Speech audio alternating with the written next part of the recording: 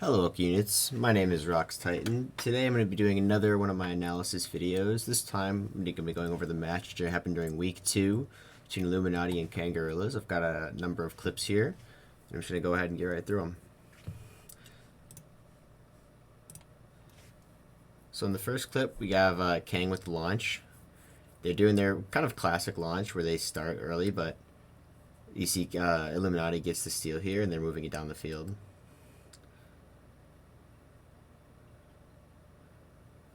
Now, there's a couple of things I wanted to point out during this launch after Illuminaughty gains control. So this is the launch that Kang usually goes with. They have people upside down up here because this spot is it's a pretty good spot to be, same in the bottom, because you can't really be rushed with the disc there. The fastest way for somebody to get there is to come through the middle and curve up, or go through the tunnel and curve up. But either way, they have to slow down their speed once they get around this point, so they can cut to you, because it's kind of a sharp turn. You can't take it very fast. So that's a pretty good spot for people to be as a safe first pass, because you can't really get rushed that very hard. We can see the pass goes there, and they do get there pretty quickly. You can see again the player stops on this block and gets back, but it doesn't get intercepted here. And you can see right here, this player is pressuring the disc, and the pass goes to, I think, Sealable, who then gets intercepted. Now, this is kind of a mistake on Kango's part, because, again, we have a player down here. Assuming they run this play often, which I know that they do, they should be able to communicate, and this player can call out that right here. So this player's covered, obviously, because we see them get covered here. This player's covered, so the back pass isn't open, the side pass isn't open. This player should be able to call out that they're open if they can look around and see there's nobody on them. Now, this might be kind of a hard pass to make because the lane might not be open. It's kind of hard to tell from this angle. But it's not that bad to just throw kind of a light pass, like down in this area towards the logo, and just have this player come out and catch it, and then you can play from there. But instead, he goes for the long pass. So I guess this player thought he was open, but got picked off by them. But this is also, now to Illuminati's side of this, we can see they're actually putting a lot of pressure on Kang's rollout. They know these teams play each other a lot, so Illuminaughty knows that Kang does kind of a slow rollout here. You can see even though this player during the launch is mostly hidden, he launches along the whole top. They still know he's there. They still know to pressure that. They're pressuring the disc holder, and they're pressuring his most common pass. So this is really good from Illuminaughty. They're putting a lot of pressure on Kang. They're forcing Kang to make these split-second decisions, which ends up paying off for them, and they're able to get the disc and get possession on the opponent's side. So a really good job from Illuminaughty, putting a lot of pressure on it. In Echo Arena, a lot of the things, especially at a high level, it's really hard to switch possession of the disc without your opponent making a mistake. And so the best thing to do in most situations is to try and force a mistake, which is exactly what Illuminaughty does here. They're pressuring the back pass really hard, they're pressuring the disc hold really hard, and they're pressuring his easiest pass really hard. So they're forcing Kang to have to make a difficult decision, a quick call, and they could have still made it out of this, but again, Illuminati's putting a lot of pressure on them, and it's making it really difficult for Kang to make to see this play and make this call. So go to clip 2. So this play we have Illuminaughty on Kang's attack, or on the attack on Kang's end. They're kind of moving it slow down the field. Got a pass down to Ender. We see QL get stunned up here. And then Speedy passes it right back to him as QL gets unstunned and scores the goal. So this is something that I noticed in that. So when you're covering people, usually when you're covering people, you want to be like out here. Sealable is still covering Speedy here, but they are not going to be in a brawl. Like if the pass goes, because if the pass goes to Speedy, Sealable can be on him and probably and you can see him, he's dancing around, he's getting a little bit closer. He's keeping his distance is the main thing. They're keeping their distance. They're not trying to engage in a brawl, because this is what happens when you punch somebody early. You can see Sealable moves over here to QL. He assumes right here, because QL is in a pretty good spot to score the disc if he was alone and if he were to get the pass here. He's got a pretty decent slot to score right here. And so Sealable punches him out early instead of waiting for the pass.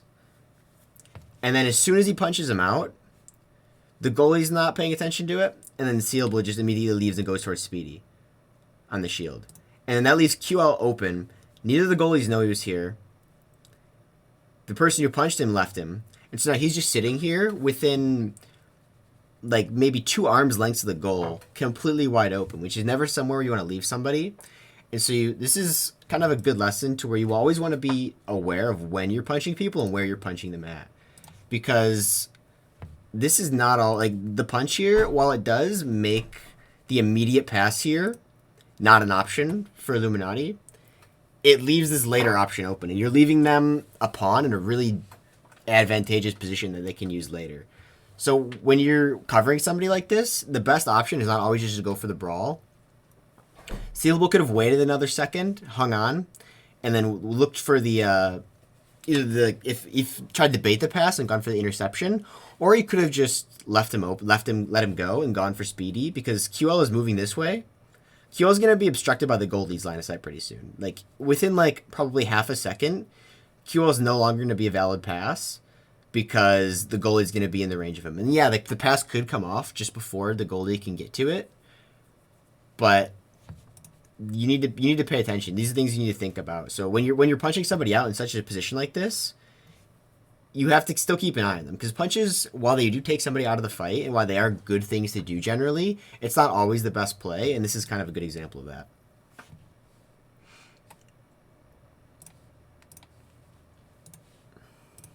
Got the next clip here. We have Illuminaughty on the offense on Kang's end. They're playing it slow. They're playing the floor. They're controlling it. We see a QL go up, but it's get intercepted by Strem. Then clears it down, and they end up getting a boost and scoring, I believe.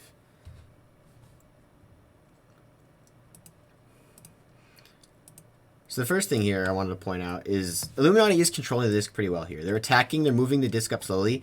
They're passing a little bit riskier than they could be. They could be playing. They're playing it back and forth between these two players a lot on the floor, when they could be playing with this player up here. He's in a super safe position. He's not being covered by anybody. You can see 3 of Kango's players are here.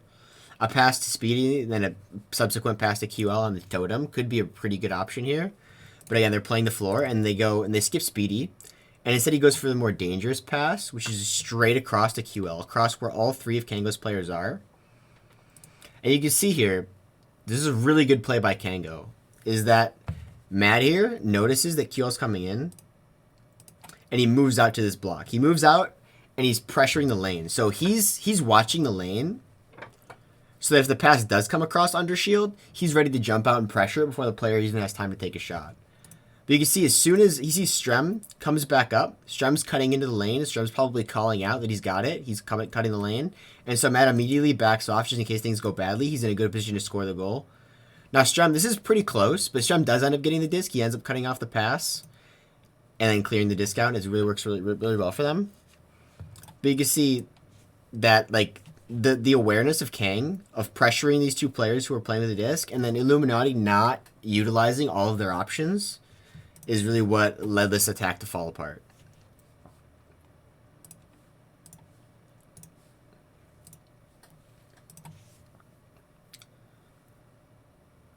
So clip 4, we have Illuminaughty first missing a shot, and then they regain the disc, luckily, and they begin another attack. This time they're a little bit slower than the last attack we just watched, and they're controlling the disc. They're taking their time, and they're waiting. So you can see Kang here during this entire play. He's kind of just buzzing around the general area of where the passing lanes would be. These 2 players are a little bit too close together. They're double covering. One of them could be covering this bottom lane here, but generally it's not that big a deal. You can see that Kang is just buzzing around. They're covering these 2 bottom blocks. That's what Illuminaughty's playing, and so Kang is mirroring the same areas. So Illuminaughty really has to take their time, pass around until they can finally see an open slot as a player slips behind, and they can push up. And another thing that happens right at the end here is that once the pass gets made, QL could have definitely just gone for the back of the goal, and it looks like from this angle almost looks like he did. But he could probably reach out and grab the goal from that close. And in this position, a lot of players would just go for the slam. They just either go for the grab and then slam it, or they just shoot at the back of the goal from where he was when he got the disc. But QL goes for the pass on Suburban instead, which is a really good option, because even though Kang is kind of they're right on top of him, you can see all 4 of the players are focused on QL right now. Because when an offensive player that you weren't covering gets a pass like this, and is this close to scoring, your mind just kind of naturally goes into a panic mode where you want to try to stop that disc from going in at all costs. So they're all four of them are kind of caught in this like panic mode where they're truly focused on this, and then even though these two aren't really close enough to do anything about it, if he were to take the shot, they're still focused on it. That's still what they're looking at. And you see then Suburban gets the pass, Strem is a little bit too late to react, and then Suburban is able to slam it in. And so going for that one extra pass in the bubble can really help out a lot, especially when you're this close to the goal. You got a lot of people who are super aware, who are super ready, and like Sealable is paying a lot of attention. He's completely focused on you. And so instead of trying to get past his defense in the one-on-one situation, you just go for another situation. You force Sealable to try to have to switch his attention really quick. You can see right here, he kind of just spins immediately and just throws his hands up to try and cover space. But that's basically just, you're basically just trying to guess where he's going to slam the disc to, and you're not actually able to react and play goalie properly. And you can see, again, it pays off for Illuminaughty, and Suburban can just slam it in. So going for that one extra pass when you're attacking the bubble is really beneficial for Illuminaughty in that situation. We go to the fifth clip. We got Illuminaughty again taking on the offense. They pass it low. You can see Ender receives it up high, realizes that there's defenders in front of him, passes it back. Illuminaughty again playing the really good control game they're so good at playing, of taking their time with the offense and waiting in. You see here, they make a good play, but also something that I addressed in my last video is that the most dangerous spot for an attacker to be, if you're the defense, is right in this area. Right on the shield, right on nest, especially if they're not covered. If somebody can receive a pass like this, like QL did here, that's almost always, that's the best spot to score from. That's always going to be a goal. Unless your goalie's really good, gets a good read and is able to stop it. A pass to this position without coverage is the best you can hope for as an offense. And you see Ken kind of makes a mistake here. They notice this player kind of behind the goal, and a lot of teams and a lot of players will, like, when there is somebody in this area or just on crown behind the goal below, they put a lot of focus on him because it is a dangerous position and it's good to put focus on it. Ken kind of overcommits to it though. They have two players here, both converging on him. Neither one of these players is moving towards the shield pass or the nest pass, and that ends up costing them because they left this player wide open. Kyo receives the pass and is able to put it in. So it's a good idea, especially on defense, is to be able to to focus on who's covering what. If these players had realized that they're both pressuring, one of them, like whoever this is, can push off the wall and try to cover the passing lane. Whoever this is can try and cover the passing lane. You can try to prevent something like this from happening. Especially in a situation like this where this player up here is basically not part of the play. Speedy he's pretty much out of the play because QL's being left open here. So a pass to Speedy is pretty much just a worse version. He's floating away from the goal. He's not in a position where he can immediately lunge towards and score. And so Speedy's position would be decent if they were covering QL, which is why he's there. But they're not, and so Illuminaughty is able to punish Kangorillaz for not covering that vital position in the goal. You see the sixth clip. You see Kango on the offense. They roll out. They got a kind of a slow launch here. Flub it a little bit.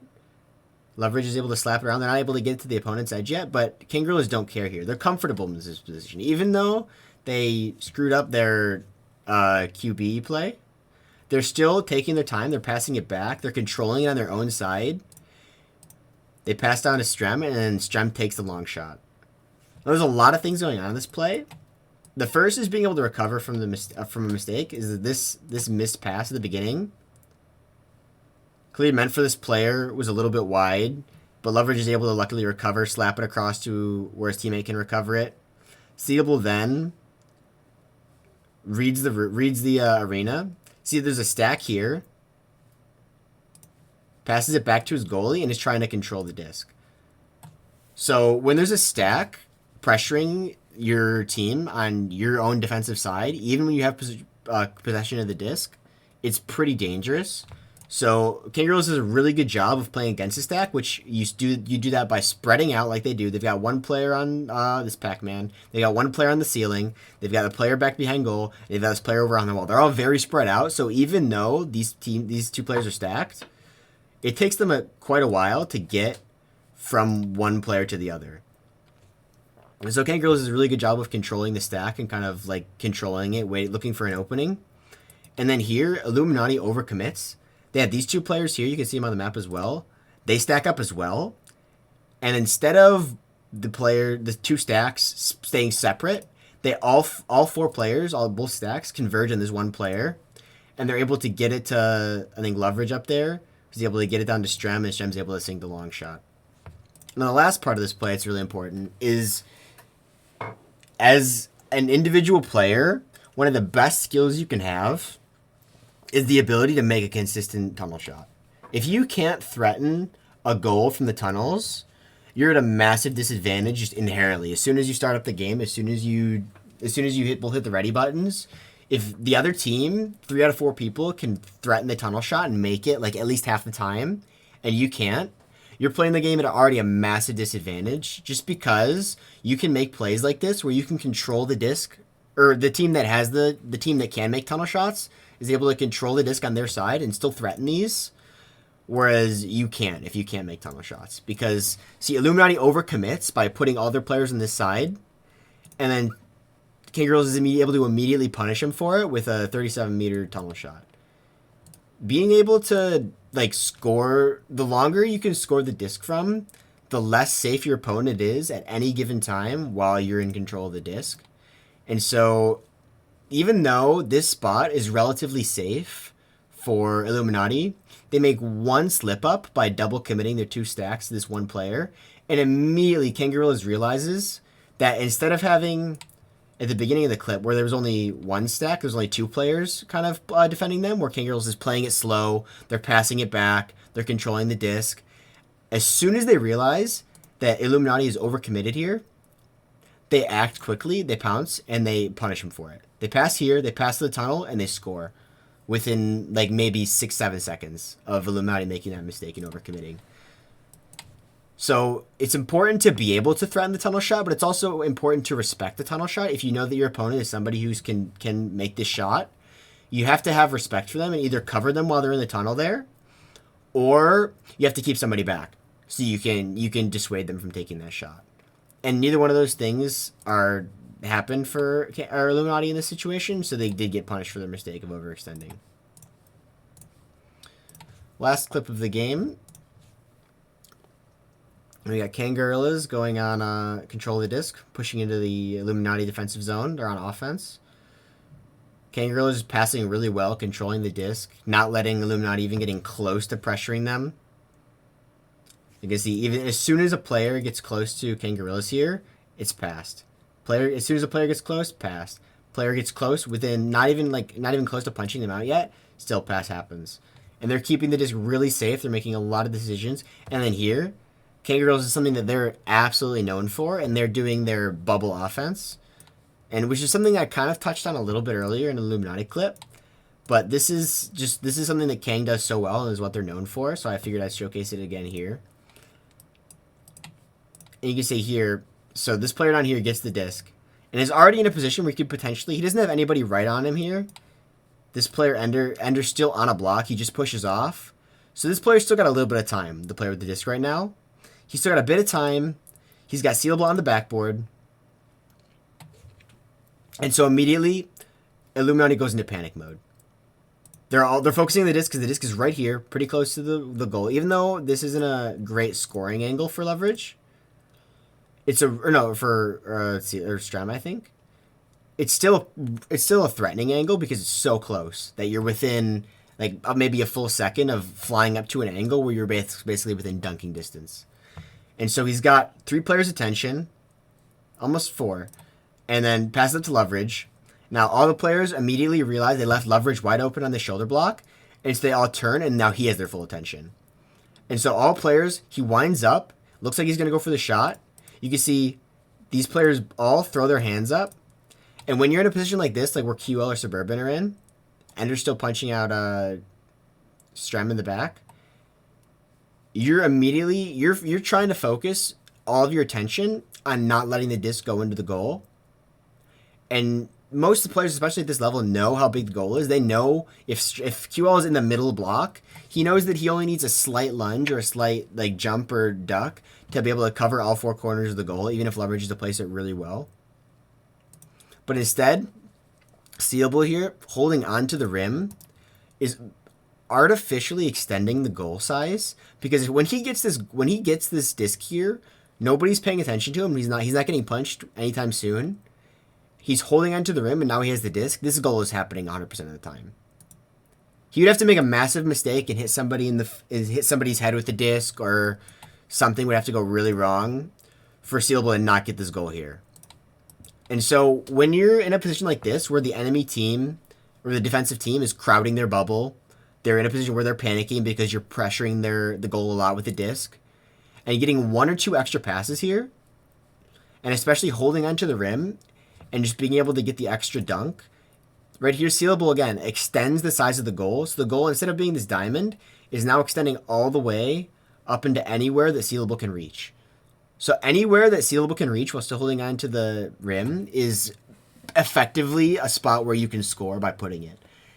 Especially if they're not paying attention, if they're in a panic spot like this.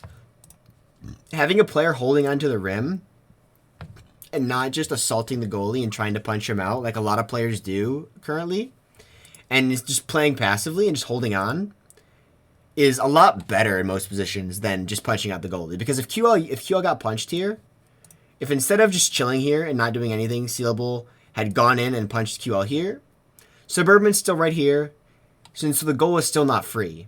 And at this point, especially since Leverage is inside the 2-point bubble, scoring, like punching the goalie, basically has no value whatsoever, because A, Suburban's in the goal, and B, it's still a 2-pointer. So if you're going for a goalie punch, you want to be doing that in a situation where you need a 3-pointer, and the goalie, you know that you can't just sling a 3 in on a goalie, which especially in VRML League, like you're not going to come across many goalies where you can just shoot a 3 in on them. But Leverage is inside the bubble, so punching the goalie to help him get a longer shot doesn't really help. Suburban's in the goal, and so again, punching out QL doesn't really help. But Seeable just holding on, playing passively, and waiting for the disc to come to him helps a ton, because you can see Suburban reaches up. Even though these players were like knew Seeable was here, they can't completely commit to Seal, because if they completely commit to covering the pass, then they're just leaving the goal open. And as soon as Kangorillaz realizes that they're just going to prioritize the pass over their own goal, then Kangorillaz can just punish them even harder for that. And so they just basically just have to accept that once Seeable's holding on to the goal, as long as he's not making any massive mistakes, if they can't get to him, then he's scoring that goal. And again, it's hard to make the perfect like 2020 decision of like having either QL or Suburban turn as soon as Seeable grabs on and punching him out instead, because again, they're in a position where they're under a lot of pressure. Strem just got a pass off from like right below the goal. Leverage is in an open lane towards the goal. Seeable's holding on. It's hard to make the perfect decision of having one player and communicating that, to have one player split off and cover the person who's hanging onto the rim. So this is a really good play by Kangorillaz, and again, this is something that they're known for, and just that they're so good at. So that's it for the game. Kangorillaz did end up taking the series 2-0. One quick thing before I end the video. So this is the other two. So the first week I did Joker versus Infinite, and this weekend I've done Kangorillaz versus Illuminaughty. Those are definitely the definitive top 4 teams in my opinion, especially now that Kang has like made a comeback and is really performing well this season. So I don't have a huge preference anymore for which games and which teams I cover, and so that's something I'm going to be leaving up to you guys, the people who are watching. So once the current week we're in right now, week 3 ends, I'll probably throw up a post on Twitter.